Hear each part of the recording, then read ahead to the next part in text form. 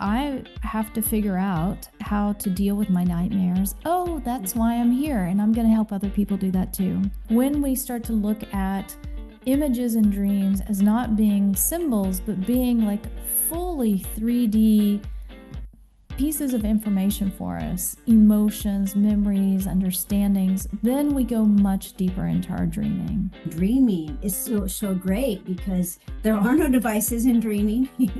You are completely, I think it's one of the last bastions of safe space from devices. Hello and welcome to Live Your Love, the Alicia Doss Show radio show, podcast, and YouTube video. Today we have such a beautiful guest. We're going to welcome Bonnie Buckner. Bonnie, hello and welcome. Hi, Alicia. Thanks for having me. It's so nice to have you. I'm going to tell you a little bit about Bonnie. This is going to be a really beautiful show talking all about dreaming and how dreaming intersects neuroscience, how ancient practices, spiritual practices meets modern science. So Bonnie Buckner, PhD, creative dreamwork expert, has been teaching executives and creatives across the globe for decades how to harness the power of our dreams. Her life's work shows that we all have a secret mind as a part of our brain that knows exactly how to solve problems and do so with limitless creativity. And that secret mind can be accessed through our dreams. She's also the author of The Secret Mind, Unlocking the Power of Dreams to Transform Your Life. Beautiful. I'm excited. So we're going to start, as we always do, with calling in the light, and then we will have a beautiful conversation. So unless you're driving, please just gently close your eyelids and open your heart as we just take a deep breath in and breathe in all the love of the universe. And as you exhale, just let go of anything less. Just let yourself melt into this present moment. Deep breath in, breathe in love all through your heart chakra, all through your body. As you exhale again, just let go of anything less than love, any negativity, stress, karma, let it all go into this collective field of love. And one more last deep breath. Breathe in love, stick out your belly, really open to receive all the light of the universe. And as you exhale, that love and light just amplifies all through you. Open into the light of the Holy Spirit, the light of the Christ, the benevolence of a universe that is always here for us. As we open into this light, we just connect heart to heart with each one present, just seeing us in a never-ending cycle of connecting and loving all the way across the globe as we send the light to our planet. May we come into oneness, truth, authenticity, and most of all, divine love. And we just ask that anything that is less than that be taken and transmuted, placing, of course, this beautiful conversation about our dreams, about our secret mind, into the light of the Holy Spirit, asking that Bonnie and I be infused with that light, and each person listening now and listening to the archives, watching, just be filled with the endless possibility of our true spirit, which can be revealed through dreams and always read through the heart. And so be it. Amen.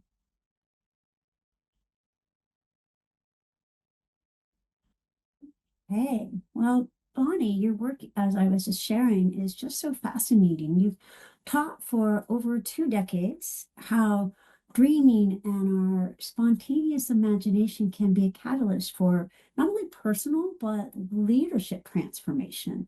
I'd love to know, you're an academic, you're one who's well studied. What was that pivotal moment for you when you started exploring your dreams and then became so committed to that practice that it became your life's work?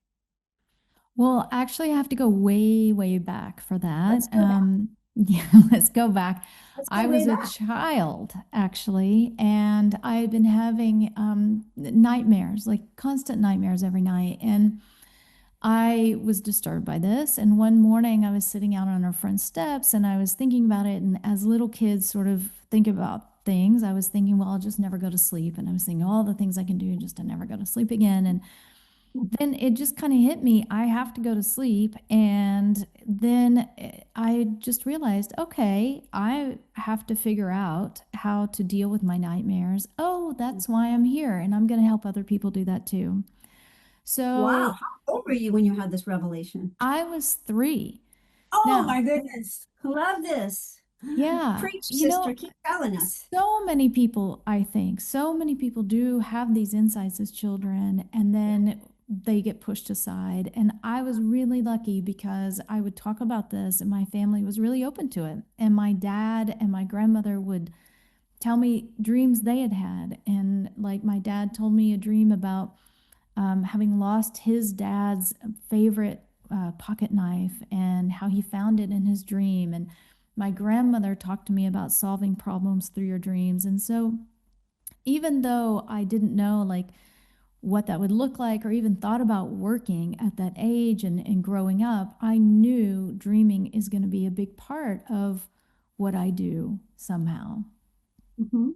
Beautiful. Yeah. And so walk us forward a little bit from 3 Yeah. into one of those moments where you started working with your dreams and really saw a change and positivity benefits to your waking life.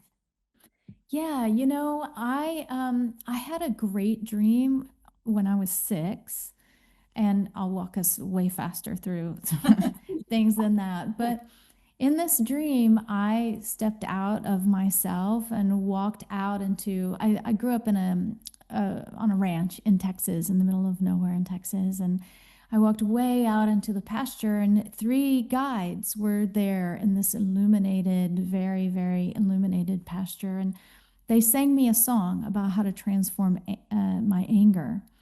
Mm, And I listened to the song and they taught it to me and we laughed. And then I came back and got back in my body. And nowadays, I teach something that my teacher taught me called the life plan. And it's a way of transforming our energies.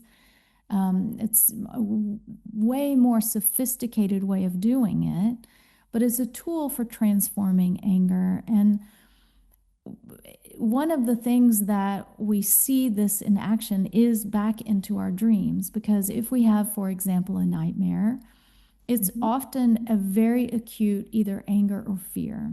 It's nightmares are sort of our first responders. That's when we get hung up. We've had some kind of event and they're short typically. I'm running from a monster or I'm in a car, there's no driver, it's out of control. They're very short dreams.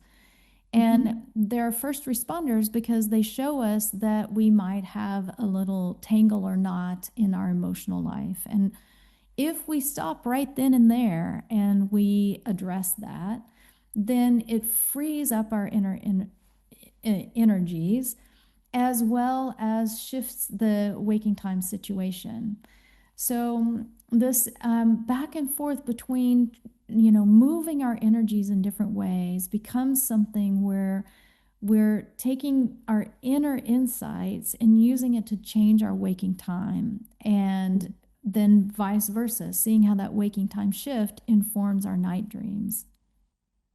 Beautiful, beautiful. And so, how did you, as an adult, I assume you started as an educator, yes? Well, okay, so to go forward, Mhm. and this is one of the best pieces of advice my dad ever gave me. Again, I grew up in the middle of nowhere in Texas, and he said, I don't know what working with dreams looks like, but I do know that dreams often find as a vehicle whatever our passions are. So study your passion and find a way to put dreaming into that. And my passions were writing and psychology and film because that's all about images, and politics because that's all about making big wholesale change and grouping people together through imagery. And so I went through university and careers and all of that. And I didn't meet my dreaming teacher until, I don't remember her. I think I was maybe 30 when I met my dreaming teacher. And Mhm. I continued to work. I had 2 businesses at the time, a political media research firm that I co founded, and another company. And I was going back and forth between LA and DC. And it just started to grow in me. Now's the time. Like, this is going to be a full time thing. And my teacher at that time suggested I go back to school and get my PhD in psychology. And so it all just kind of moved forward in one big moment, and I made the jump. I love that. So, as I was studying some of your material, it looks like you bridge ancient wisdom, so dream traditions, imagery, symbolic languages, with modern psychology, neuroscience, and creativity research. How do you integrate those worlds? How do you bring the ancient practices forward into our modern times? Yeah, the ancient practices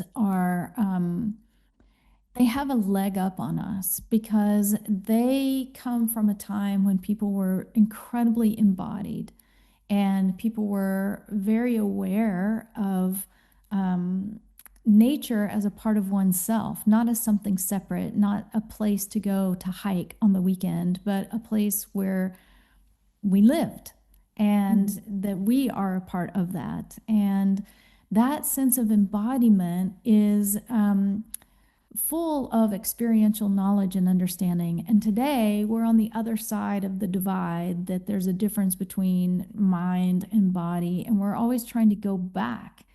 Mhm. And neuroscience is quite isolating. So, neuroscience has a lot to tell us about, how certain bodily movements and ideas are executed. And it helps localize where certain energies are moving in our brain and synaptic connections are being made.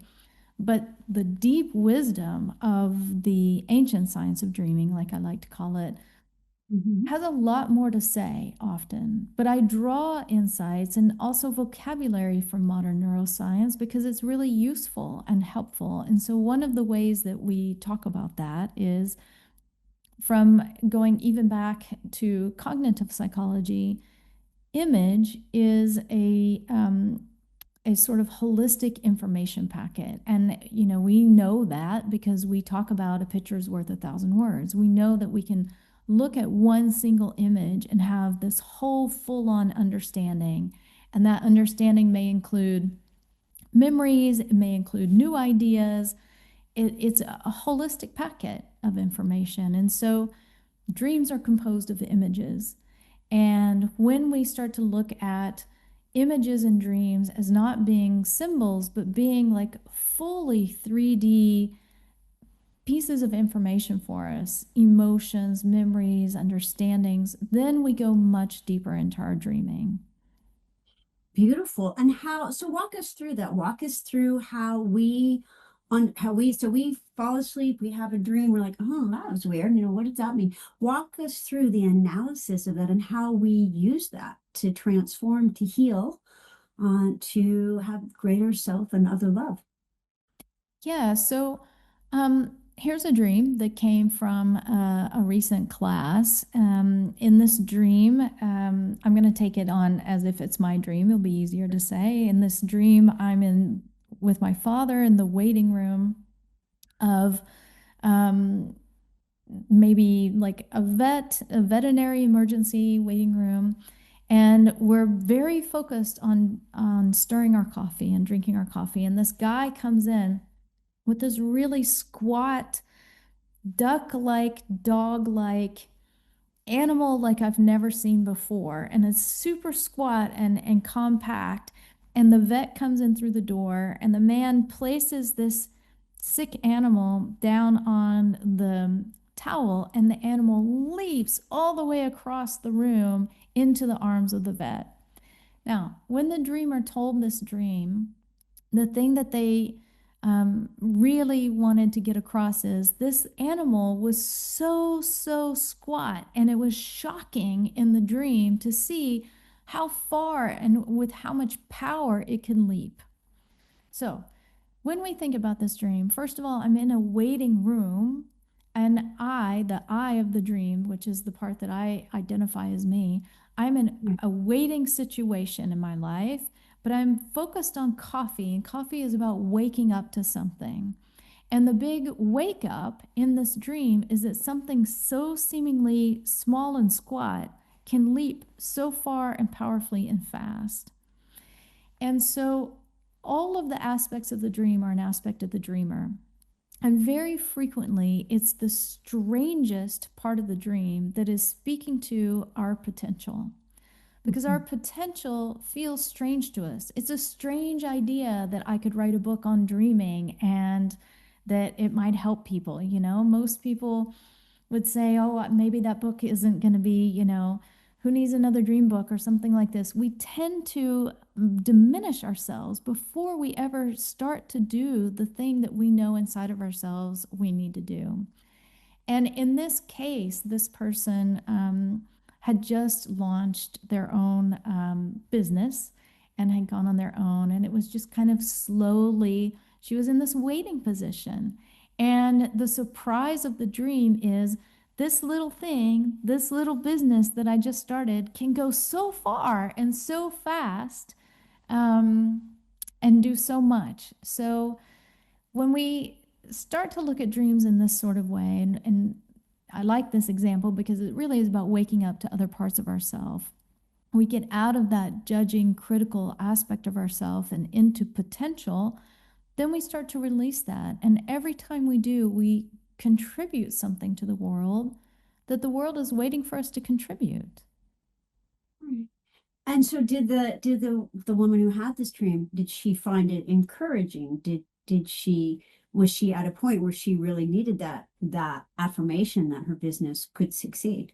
Oh, she knew immediately. She was like, oh, I have to wake up. I have to get going, because she had started this and had sort of was waiting to see if it's going to be a success versus putting her all into that jump and making it a success. You see what I Mhm. mean?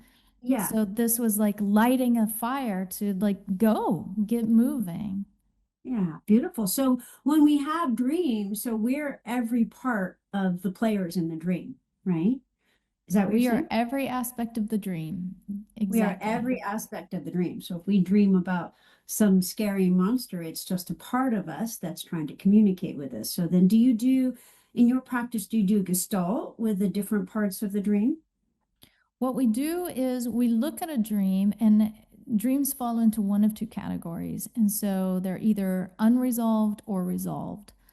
So if there's a monster and I'm running from it, it's unresolved Right. because there's something not really in balance there. Mhm. So we do a waking dream exercise to address the necessity of the dream. And in this case, if I'm running from a monster, the necessity is to turn around and face the monster. Mhm. And when we do, you mentioned earlier our spontaneous imagination.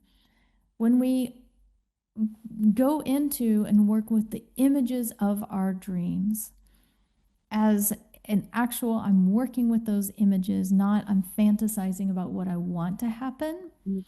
then our spontaneous imagery will move and shift. Even just turning around to face the monster, when that has occurred, most people find they turn around and it's no longer a monster because now we're finally facing it. You see? And if we Yeah. stay with those images as they're moving and shifting, then we're in dialogue with our inner self. And then Mhm. we know when they get to a place of balance. It's different for every person. Maybe it's a meadow with wildflowers. Maybe it's a horizon that's wide and far reaching. But we know when something feels balanced within ourselves. Yeah, beautiful. So it sounds like you do Gestalt with the different parts of the dream, a la Fritz Perls or someone like that, where you Gestalt, you speak to, in my parlance, I would say Gestalt, but you speak to the different aspects of the dream. So it's kind of similar to parts work or where you're facing the different parts of yourself and integrating them into your whole being. Would that be? We're transforming them. I don't necessarily need to integrate the monster. I need to transform that energy, because Mhm. images, little tongue twister here, Mhm. images are putting into form the abstract, intangible energies of our body. So, anger, we call it something, we name it something, but it is an energy in our body. And Yeah. it's very difficult to wrap our hands around that and do anything with it because it's intangible. We might feel Mhm. our heart beating, but that's a result of that energy. Right. So, a monster, for example, is putting that into form so we can see it, interact with it, and shift it. And name it, and as you say, transform it, have a dialogue, transform it. And then, because what I like about this, as opposed to sometimes with shadow work, people want to cut themselves off from that part, and it's like they're all beautiful parts, they just haven't been listened, heard, understood, into well, let's say healed, transformed, and then, welcomed back into us as a part of us that's been formerly disclaimed or disowned, but really it can be a very powerful, dynamic, beautiful part of us once we look it in the face and see that that's a beautiful part of us that's just had to go underground and do what it needed to do for our survival. But it may be that form of it may be outdated. And now we're getting present into this moment where we're having the courage to see all parts of us. Yeah, or maybe it's just I got mad at my boss yesterday and I haven't dealt with that. Mm-hmm. So it's, things can go way back and things can go back just to a few minutes ago if I'm not managing my inner energies correctly. Mm-hmm. Beautiful. So can you tell us a particular moment? Help us see this, with either a client, with either a student or a client or yourself, where someone had some particular block, something was, maybe it was a trauma, where they were stuck, and working with the dream was able to unstick them and help them to move forward. Yeah, this happens so frequently, and I'll give a simple one Okay. that we'll just carry forward on the anger for just a moment because it's something that comes up all the time. People, life can be frustrating, and people can get to a place of anger and hang out with it, let's say, for a little while. Mm-hmm. And so this one person had this dream of walking into a stadium and having suddenly this giant flamethrower and just blasting it out and just blasting down the stadium. And as we talked about that, it's the heat and it's the blasting out and it's the anger. It doesn't take a lot to understand that. But Mm-hmm. what was really surprising was she said, I actually didn't know I was angry. And I didn't know how much I was sitting on all of this. And more than that, how it was coming out like this, raising the stadium was for her lashing out or blasting out on everybody. And being able to see the force of that and that it was wholesale, it wasn't directed at one person in the stadium, everybody got it, was Okay. really useful for her to start to look at, wow, I'm constantly on edge and I'm doing this with all my family members, my team at work. It's like, and to finally stop and say, okay, I'm angry and now let's just deal with that for real. Mm-hmm. Yeah. Beautiful. It's powerful. It is. So, given my book's focus on angelic heritage, the spiritual realms, how do you see the interplay between imagery, visioning, and spiritual ancestry or our higher purpose? How do you see that intersection? Our I talked about unresolved dreams, but we also have resolved dreams. And Mm, resolved dreams are when there's no conflict and we're in balance. And when we're in balance, really, truly wondrous things can be both experienced and happen. And those dreams are great dreams or light dreams or dreams of union. And in those moments, we have an expanded experience and brilliant colors and maybe understand love in a very, very deep and multidimensional way. And it is so important to have those experiences because day to day routines are not vibrant colors and they become dull. And we forget sometimes that we have that kind of big love capacity and that we can experience these things. And having these kinds of dreams reminds us of the wonder of life and that we can experience love and awe and the magic a flower or seeing a, hummingbird. And when we start to, have those kinds of dreams and um, really kind of take those experiences with us into daily life, it Mhm. shifts everything. It makes daily life much more vibrant and dynamic. And that is naturally contributive. When we feel something like that, nobody wants to keep love all to themselves. And that wanting to reach out, wanting to protect nature, to give love to others, it becomes a very natural thing. And that's part of the piece of purpose, I find. Mhm. Beautiful. So, how does one begin a dream practice? And a lot of people say, "Well, I don't remember my dreams. Yeah. I think I have them, but I don't remember." So, how do we? One, it's a two-part question. How do we remember our dreams more? And then, once we remember them, then what? How do we put that into practice to experience more of the magic in our lives that you're talking about? Yeah. So, everybody dreams every night. And one of the Really? ways, yeah, Awesome. yeah. Okay. And one of the ways that we can begin to remember our dreams is having the intention to do so. So, getting a dream journal and writing the date, tonight I will have a clear dream and remember, and putting the pin there. And then, because that intention is set, waking up and actually writing down whatever is there. Some people Mhm. get hung up and they're like, well, it wasn't a full story.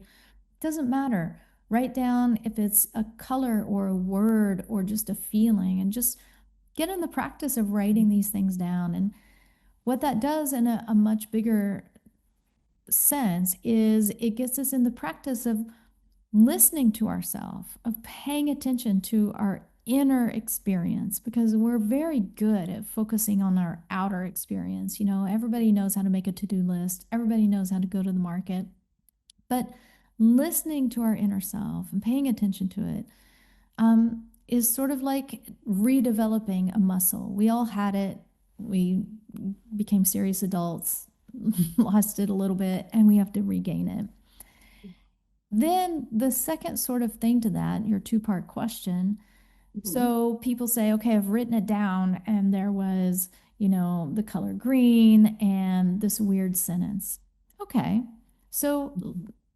sit with that for a moment and let that weird sentence and that color resonate within you just a little bit. So, spending maybe 5 minutes to stay in bed and just sort of let that percolate, maybe even coming back at the end of the day and rereading it, and just get curious of where that correspondence might be in my waking time or in my inner thinking. We very frequently have these ideas that we're sitting on, like, I really want to go back to school, or I really want to learn how to do something. And we don't give ourselves the time for it. It just seems like that I have no time to do that when I've got to, get the car serviced and I've got to da da da da da. And dreams sort of like pluck that out and tell us, let's pay a little more attention to that. So when we get curious, curiosity is the key, then we start to find we know a lot more about what our dreams are telling us than we think we do. Beautiful. So really it's just that practice of writing it down. I know for me, I take voluminous notes. I have also had a lot of education, and so I rarely read them again. So just that but it gets it, that kinesthetic awareness gets it in my body. So just writing down your dreams, and could you also, if one doesn't really want to handwrite, could they just record it on on a notes app or something as well? Is that just as efficacious, or does it really need to be that pen to paper? It's better pen to paper, and there's a couple of reasons why. When we're dreaming, we're using our default mode of cognitive processing, from speaking back to neuroscience here. And when we pick Mhm. up a phone, we shift out of that into our executive network. And the Ah, executive network is goal focused. ah. Um, it's the checking off the boxes, and they're like on off. When the executive network is working, the default network isn't, and vice versa. So to really stay in dreaming, it's better to just start writing without trying to focus, turning on a phone, turning on an app, etc. But the second reason is, depending on what app you use, voice recorder doesn't catch everything necessarily, and often dreams like to use puns. Sometimes when we're in that sleepy state, we might draw a picture that turns out to be really important later. We might intentionally misspell a word that autocorrect and things like this are just not going to catch, or they'll change it. Fascinating, because it's funny because we think of, I mean, I'm a mom of two sons, and so devices are ubiquitous. I don't think of phones as putting this in our executive function. I think of them as putting this in our, reptilian brain. But what I'm hearing you say is, but pen and paper, it's that keeps you in that state of symbology and almost in the parasympathetic system more than picking up a device. Is that what you're saying? It keeps you really in that default mode, yeah. And a lot of people will write their dreams and don't not even remember writing them. So Wow. we're able to kind of stay in that sleepy space, and that's a really juicy creative time as well. If you think about it, I'm sure it's happened to you, it's happened to pretty much everyone. You've been in the shower, totally relaxed, not thinking, and then suddenly great ideas come. And that's the Sure. same thing. You're using the same part of your brain that is active when you're dreaming in those moments. So, daydreaming and nighttime dreaming both operate through the default network.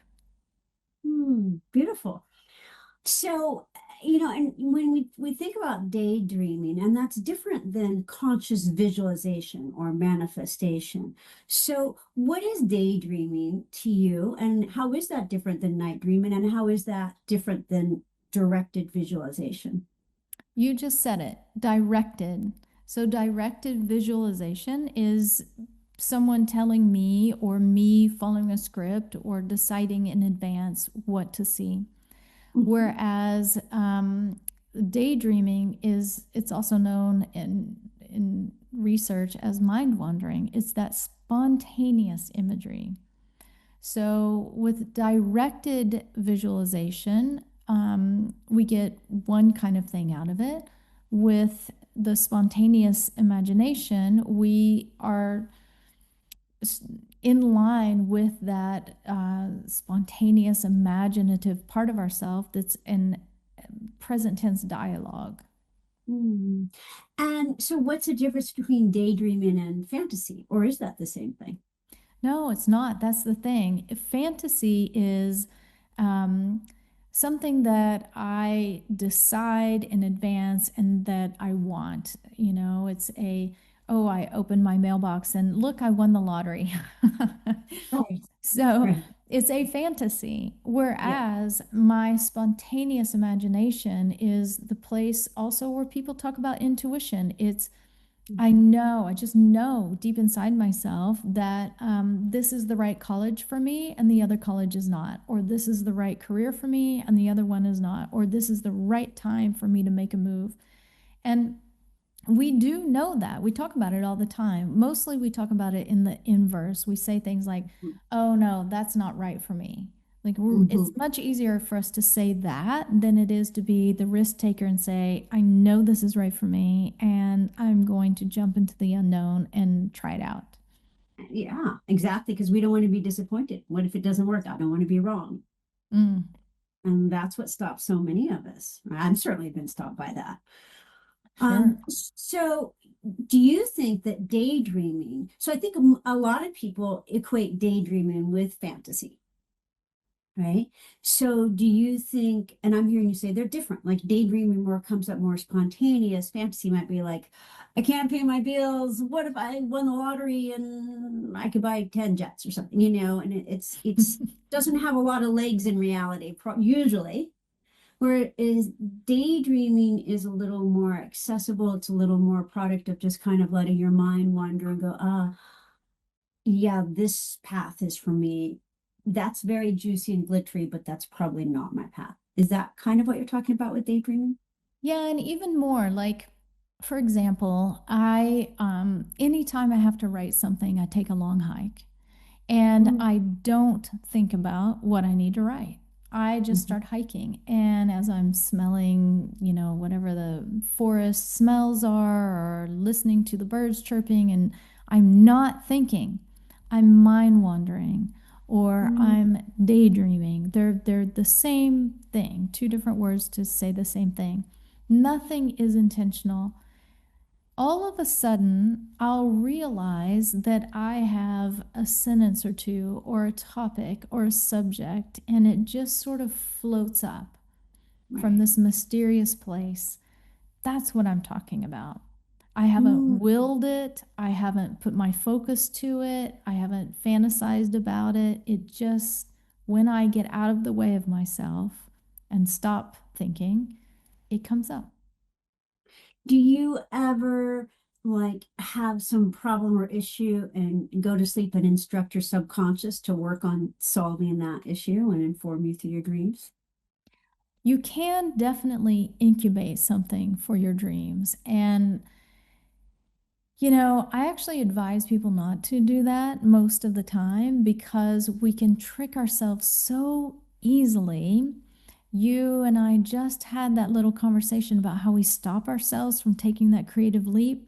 So if I put my dreams to the task, I want to know what my next step is. I know that I have in my mind already either kind of a good idea what my next step is, but I'm too chicken to do it, or something along those lines. So I'm going to read that into my dream. Our dreaming is present tense to us. I don't have to incubate anything really. If I'm already sort of working through something in my mind, it's going to show up in my dreaming. Hmm. Okay, so it sounds like and well and going to another dictum of, never go to sleep mad. Mm. How does that, or never go to sleep, out of bounds with someone, how does that translate into, how could that translate into your dreams if you did go to sleep without resolution? Yeah, never go to sleep after watching a Netflix apocalyptic movie. That's that's how to say it in today's terms, Yeah. because so many people do doom scroll or watch movies Yes. right up until the minute they fall asleep, and Right. it's a continuum. We may have gone to sleep, but those emotions and those experiences right before we go to sleep carries through. And so if I've been sort of entangled by it, that's going to come into my dreams. And I can tell you, I've been doing this work now for about 25 years. And I have noticed since COVID a marked increase in movies and video games showing up in people's dreaming. Whereas prior to COVID, there were a lot of nature scenarios, nature imagery. And when I work with those people, Mhm. um, there is a natural quieting, and that person naturally wants to step back on that. Where if maybe they watched a movie every night, now it's not as interesting to watch a movie every night. It's more interesting to sleep and cultivate sleep and dreaming and to live in a more present way. So what should our night practices, our evening practices, our sleep routine, what should it be for optimal dreaming and optimal utilization of our dreaming? Well, it's helpful to have what I call a technology buffer and just turn things off with a certain amount of time before you go to bed. I don't like to tell people how much I turn mine off because for some people, five Oh, minutes come is a on. Yes, really Steph. long time. How It's long? helpful if you turn it off a full hour before you go to sleep. Like, give Oh, yes, of yourself that course. time. Yes. Maybe do some meditative practices, clear the space. Read a Um, book. How shocking would that be? Read a book. I do that. And, when we wake up in the morning, I it, it's surprising to me, but I understand it. There's a lot of people who the first thing they do is grab their phone. And when we grab our phone upon waking and we open something up, it's almost never great news. We're either wanting to look at our work, oh no, what's going to stress me out today? I've got to gear up for it. or the news, which is not great either. Right. So give yourself, I'm gentle with the technology buffer, 10 minutes before you go to bed, 10 minutes when you wake up. Just even that is so super helpful to just shift your mind. Mm, that's great because it gives, because yeah, to me, an hour before, not that I, plenty of times I don't do an hour before, but that to me, that sounds totally reasonable. But for a lot of people, especially our younger generation, that it is a lot. So just even saying 10 minutes, which sounds so silly, it sounds so like such a small amount of time. But even that, I think, would really help people a lot because then they have at least 10 minutes to be daydreaming, to allow their soul to enter in, to just be open to something other than the input of the world.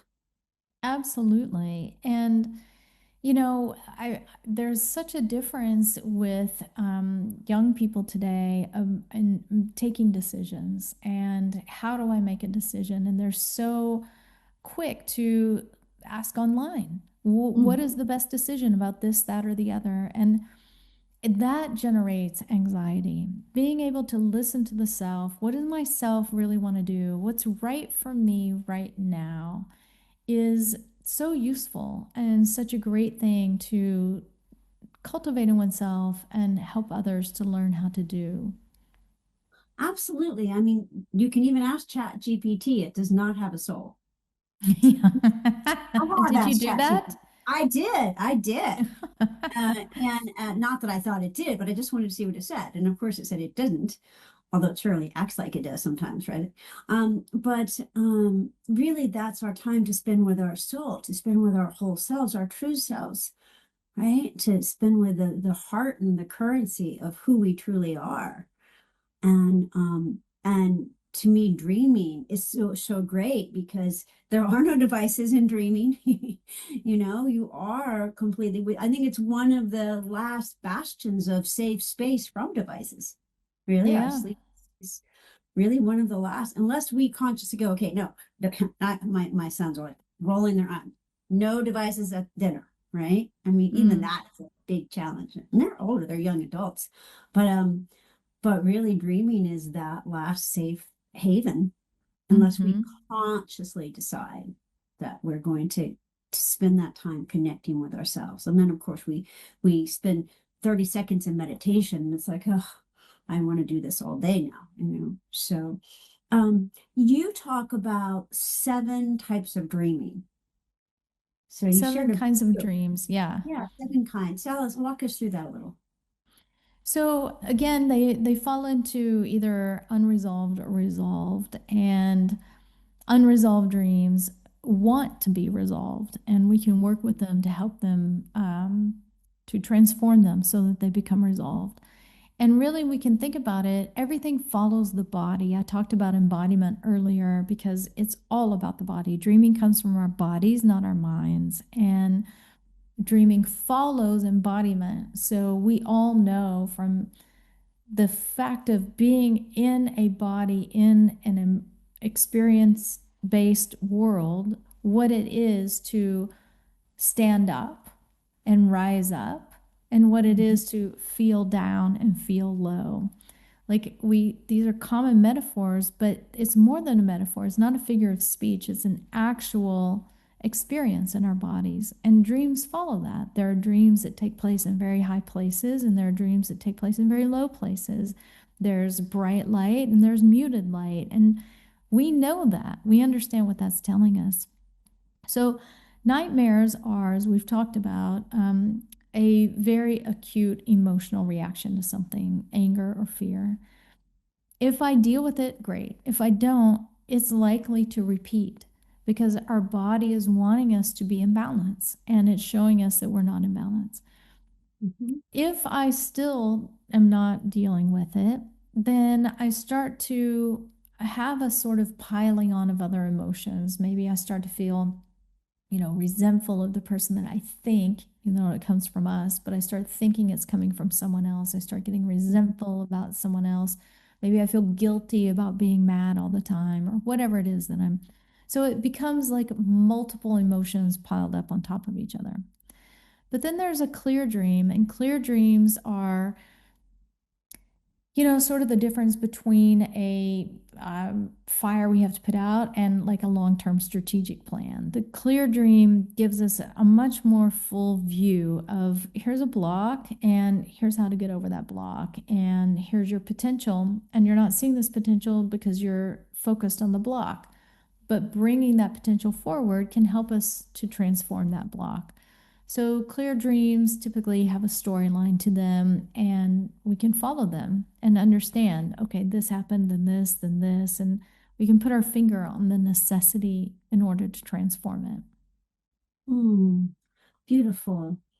And so, what in your book, The Secret Mind, you talk about there's an urgency now for people to work with their dreams. What is that urgency, and why now? There's an urgency because our world needs new ways of looking at things. And one of the things that dreaming does, in addition to helping us deal on a very personal level with our own emotions and bring our own emotions back into balance, when we do that, Hmm. you asked about purpose earlier. When we deal with all of the emotions, first of all, when there's a lot of emotions going on, that's all we can deal with. So it's occluding a part of ourself that could be doing something to make the world better.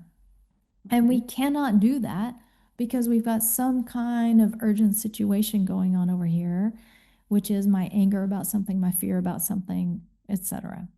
So when we start to clear that out, more of who we really are is able to come forward and we're able to bring that into the world and contribute that to the world. And for me, it's as if I have this image very often of this very intricate, beautiful, refined Swiss clock with all these beautiful gears that all interlock together. And that's each one of us people in the world. We all have that very special, unique thing that we're contributing to the world in this particular moment in time that we find ourselves. And Hmm. if I'm not contributing that, if I'm holding that back because I'm so busy dealing with fear over here and anger over there, it's like that gear isn't locked in place. Something's not turning. So the more we can bring ourselves forward, the more we start to work together as a global community to really solve the major problems that we're facing today. We're facing really major problems, things like climate change. And if I'm angry because have some tiff with an office worker that I'm on a project with, I can't contribute to the big picture. And it is urgent right now. It really is. It really is. It's a pivotal time on our planet. Yes, there are grave issues and a lot of darkness, but in my experience, there's also more light. People, I can talk about things with people with think spiritual aspects, levels of spirit that I never even my book, Your Angelic Ancestry, I could not have shared. I don't think I could have shared that book 10, 20, even 5 years ago. I think it Mm, because there's a greater, in my experience as a spiritual intuitive for decades now, there's a greater openness to the other worlds, to our dreams, to it. Because I think part of it is sometimes we're more motivated by getting out of pain than going towards pleasure or going towards joy, totally. right? Totally. And there's a lot of pain right now. And so I could really see how if it's like just take those moments, grab a handwritten journal and record your dreams and work with that part of you. I think it could help alleviate a lot of the fears and concerns that people have. Even just that 10 minutes without your devices before and when you wake up could make a big difference. As we wind up, I would love to know what you mean in The Secret Self by the dream of self and the dream of humanity. So, the great dream of self is um, bringing the uniqueness and the mystery of the self forward. That when we talk about there's so much more to me than what I'm doing right now, that so much more is the great dream of self. And it's difference of living 100% into who I really am, this uniqueness of my materialization here in this world versus only partially living that. And it's really, truly a curiosity of the soul to go for it 100%. And so the great dream of self is removing the obstacles to be able to explore that and explore the questions that come with that and that drive that and bring that to fruition. And the great dream of humanity, we're so much more than conflicts. There's a lot of things that communities can do, and as a global community, we can do. And there's a lot of potential that is unrealized right now. And so, I see a great dream of humanity where we can work together to create together and realize that we're co-creating this world together and move it to a much higher place. Beautiful, beautiful. And on those words, let's move into a few moments of meditation, and then I'd love for you to tell everyone how they can find you.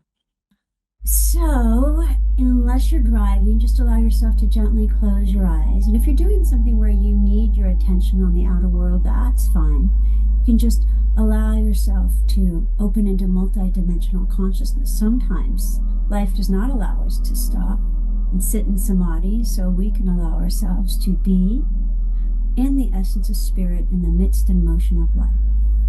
With that said, if you can close your eyes, just close your eyes and just open and receive a deep, beautiful breath, allowing the universe, God, spirit to breathe you. And as you breathe in, breathe the light of the whole spirit all through your beingness, through your body, every cell filled, cleansed with light, every thought, emotion, unconscious spirit filled with light. And let's enter into a collective daydream, just allowing ourselves to be in that beautiful chrysalis of the secret mind, opening now and being aware of, again, now receiving a breath. Just receive the breath from spirit, from nature, just allowing nature to breathe you in and out, and in and out. Just giving yourself a few moments here to connect with your brilliance, with your light, with your soul. And just be aware of being in the most beautiful field of light, Rumi's field, out beyond ideas of right doing and wrong doing. There's a field, we'll meet you there. So as we gather in this field, everyone present, everyone listening, since there's no time, we're all together. Just be aware of connecting, holding hands with every person on the planet, because every person is of soul. Take a deep breath in and breathe in the connection, and as you exhale, just let that love amplify. And here in our collective daydream, be aware of the truth that the dream of humanity is nigh, that we truly are made of light, sourced of spirit, all the same at our core, benevolent, spiritual, and well. And just affirm that wellness now in this moment together. That spirit knows so much goes on. There's so much struggle and pain and sorrow. And just allow a container, allow the angels to form a container around that, and you can just give it now to God, to the Christ, to the Buddha, to nature. Take a breath and just release. Give it into the spirit. And allow yourself to just relax in this daydream and open into that beautiful, mystical place right before sleep. And then even in sleep, where the magic of your own consciousness heals you. And set an intention now to go before you and prepare your way, that your dreams would be resolved, that your dreams would bring more magic, more vibrance, more vitality into your life. And perhaps you set a small intention to start recording your dreams, to write them down, even just a few words, and to start working with them, that you might be made ever more whole, ever more made of light, and more aware that this then is who you truly are in both your waking and sleeping state.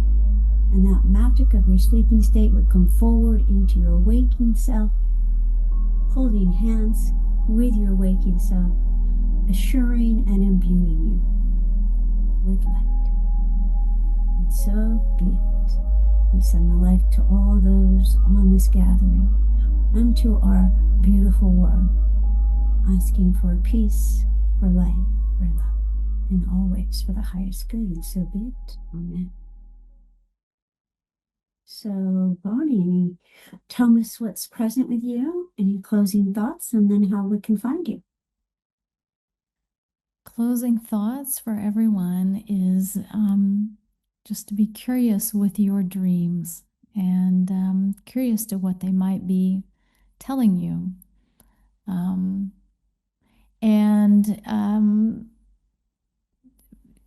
if there's any questions, if you want to learn more, you can find me at bonniebuckner.com, BonnieBuckner.com, or at the Institute for Dreaming and Imagery.com. And the book you can find on both of those places. It's The Secret Mind, Unlock the Power of Dreams to Transform Your Life. Beautiful. On The Secret Mind. So it was BonnieBuckner.com, or tell me that again, the Institute. The Institute for Dreaming and Imagery.com. Beautiful. Well, it has been delightful to have you. I feel like I want to go to sleep and record my dream when I wake up now. Yeah. I hope you do. Thank you. Thank you. It's been delightful to have you. Bonnie Buckner, The Secret Mind, easily found on her website. Can they find it if they want to go to Amazon, can they do that? Oh, yeah. It's on Amazon, bookshop.org. Audio versions out on Barnes & Noble as well. So, yeah. Great. So to be found everywhere.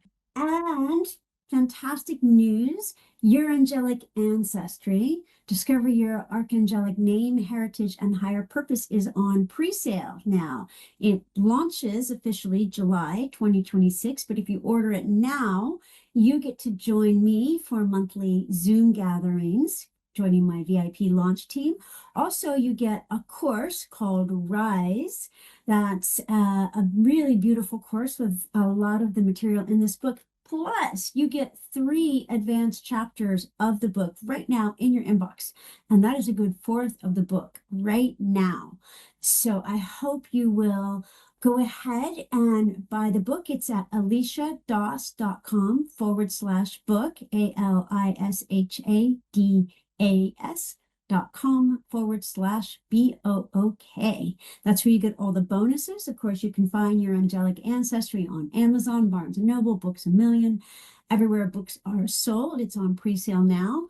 But if you'd like those yummy bonuses, do go ahead and go to aliciadas.com/book. You'll also get admission to a beautiful gathering, launch party I'm going to do with some of my incredible luminous thought leader friends in May. And we would love to have you to just lift the roof. So your angelic ancestry is like ancestry.com for the angelic realm, allowing you to access in this life all the beautiful qualities we associate with angels, tremendous loving, higher messages, authentic empowerment, and bring them present into this life to have a more joyous, heartfelt, most intimately spiritual life. So I hope you'll buy the book and join me on those monthly Zoom gatherings. It's been such a delight to have you with us, listeners and viewers. Next month, we have the glorious Colette Baron Reed with us, so do join for that. And until we meet again, live your love.